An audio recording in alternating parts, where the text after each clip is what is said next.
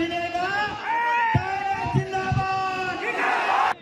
हमारे आपके महाराष्ट्र में हमारे 5 लाख लोग रहते हैं। या आप तो खुद सतारा में है, या आप खुद बताइए वो कैसा रहते हैं। 1 मिनट बता दीजिए किस प्रकार का कमरा है और क्या काम करते हैं। 10 बाय 10 खोली में वो अपना बीबी बच्चे पढ़ाई। सुन लीजिए, 10 बाय 10 के रूम में बीवी बच्चों के साथ रहते हैं।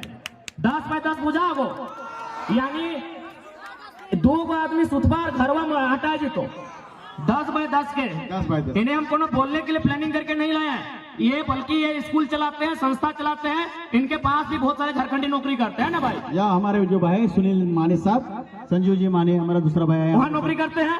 बात बरोबर है? बरोबर है।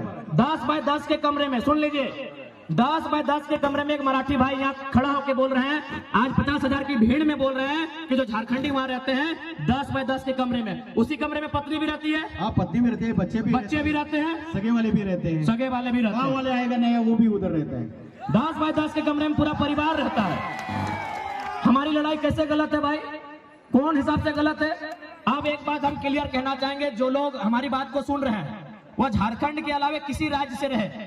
हमारी लड़ाई किसी राज्यवासी से नहीं है, बात को समझिए। हम बात कर रहे हैं 1932 खतियान की।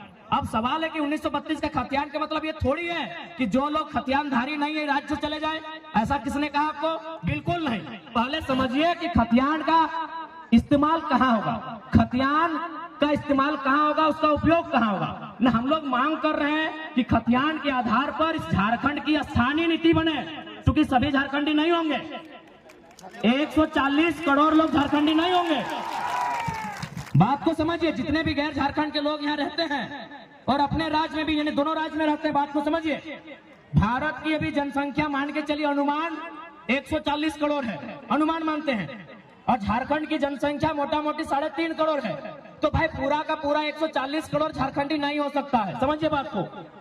140 करोड़ जो भारत की जनसंख्या है वो सबके सब झारखंडी नहीं हो सकते हैं। तो झारखंडी कौन है? तो जो झारखंड के भूभाग में रहते हैं। तो हमारे खतियान आधारित नीति का मतलब है कि इस राज्य के जो मूलवासी हैं, इस राज्य के बाहर जिनका सरकारी नौकरी के अलावे किसी सरकारी दस्तावेज में कोई नाम नहीं है, क्योंकि बहुत कोई रेलवे का नौकरी करते हैं, कोई इलाहाबाद में है, कोई कानपुर में है, कोई कर सेंट्रल नौकरी कोई कहीं कर सकता है, तो वहां सरकारी नौकरी में उसका नाम हो सकता है, लेकिन उसके अलावे उसका नाम किसी दस्तावेज में नहीं है। वो मूल रूप से झारखंडी है, जिनका सिर्फ यही नाम है, यही दस्तावेज है, यही घर है, यही मकान है, यही सब कुछ है। अब सवाल है कि खतियान के आधार पर एक स्थानीय नीति बनेगी, उस स्थानीय नीति को लागू किया जाएगा जो झारखंड की वैकेंसी होगी। झारखंड की वैकेंसी मतलब दरोगा, चपरासी, होमगार्ड, जिला पुलिस, जेपीएससी, जेएसएससी, यानी झारखंड सरकार जो नौकरी निकालेगी, झारखंड सरकार जो बहाली लेगी, उस बहाली में लागू होगा कि जिनके पास स्थानीय प्रमाण पत्र है वही लोग फॉर्म को भरेंगे। इसका मतलब थोड़ी कि आप यहाँ व्यापार नहीं करेंगे, आप यहाँ काम धाम नहीं करेंगे, आप यहाँ रोजी रोजगार नहीं करेंगे, आप यहाँ कंपनी फैक्ट्री में काम नहीं करेंगे। ये गलत है, ये भ्रम है। तो इसलिए जितने भी लोग ऐसे हैं जो इस राज्य के नहीं हैं, आप लोग कृपया भ्रम में ना रहें।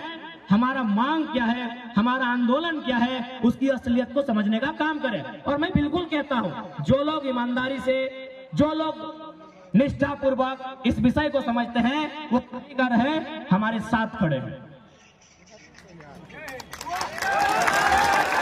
और साथ ही साथ इसलिए उस भ्रम से आप बाहर निकलिए। बाकी हमारा डिमांड क्या है? निजी क्षेत्र में 75%।